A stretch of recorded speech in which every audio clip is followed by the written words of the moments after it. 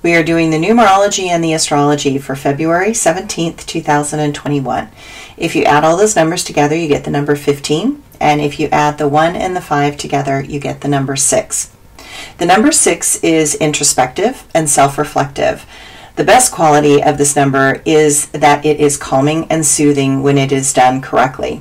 But for some that do not know how to be with themselves and in states of stillness, it can trigger deep-seated, unresolved emotional patterns. But it creates a space for such emotions to be worked through. And when we learn to love those parts that we rejected or hid, then we become more whole and end up having more energy to work with, to move forward, rather than to use that energy to suppress our past self. The number 6 is about learning to embrace all that we are with the intention of unconditional love and respect. After all, if we cannot love all parts of ourselves, how can we ever learn to love others and accept what they offer into this world?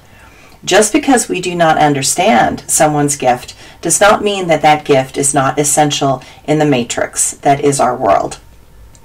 The astrology today. Saturn squares Uranus for the first time out of 4 times.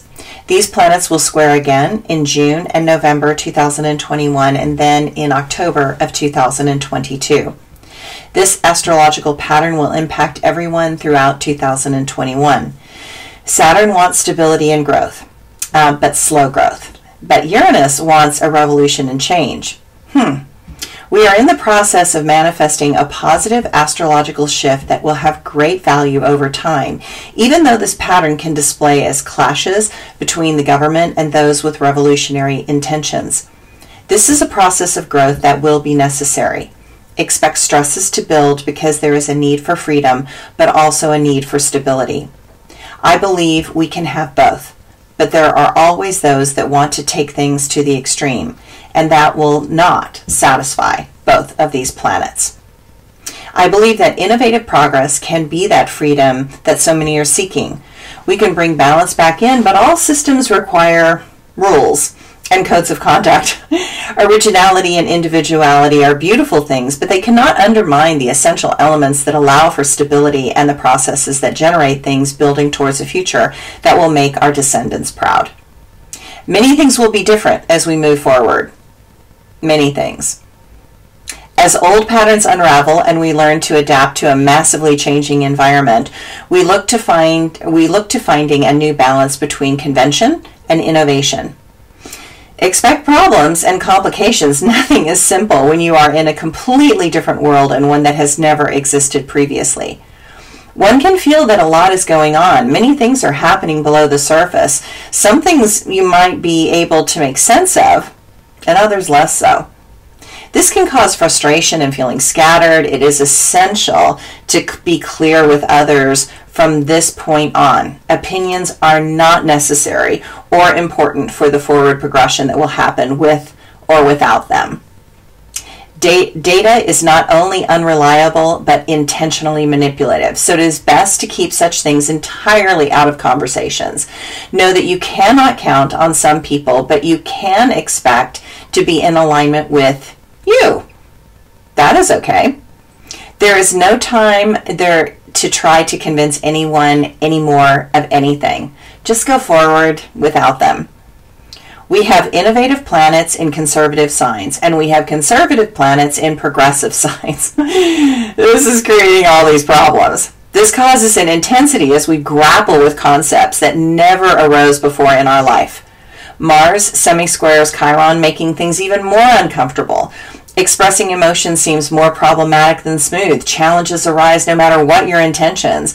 Expect misinterpretations all over the place. Do what you can to remain calm and open as things spill out.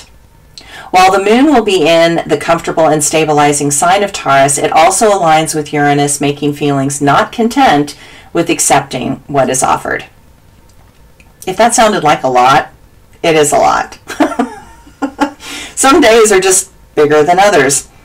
My quote for today: life has become a meditation of sorts, a vipassana where I learned what really supports. The quiet is enjoyed in peaceful acceptance and love. The chaos of the world, something I was very tired of. Now life flows in an easy way. I can finally keep my ego at bay. What once was so important to my soul is revealed as a distraction and my ego's goal. And my blog for today. What COVID-19 taught me. I have learned patience in a way that is inclusive and kind. I have learned that life does not have to be a daily grind. I look at humanity with more compassionate eyes. I look at conflicts and attempt to compromise. I have learned that love takes time and space. I have learned that peace is a choice in every place. I see others with a meditative discernment. I see that all moments can have an adjournment. I have learned that kindness counts in all things sane. I have learned that meanness leaves an energetic blood stain. I know that chaos requires us to agree, but I would prefer rather to be peaceful and carefree. I have taken on challenges that I pursued. I have taken risks and wisdom accrued. I look at life without malice or glee. There is no place to run and nowhere to flee. All the striving that my ego did demand is seen as self-importance and a need to grandstand. Those things that seemed so important in life were simply tools intended to continue strife. But now, with grace and acceptance in my heart, I believe that my life has been gifted a restart. Thanks, everyone.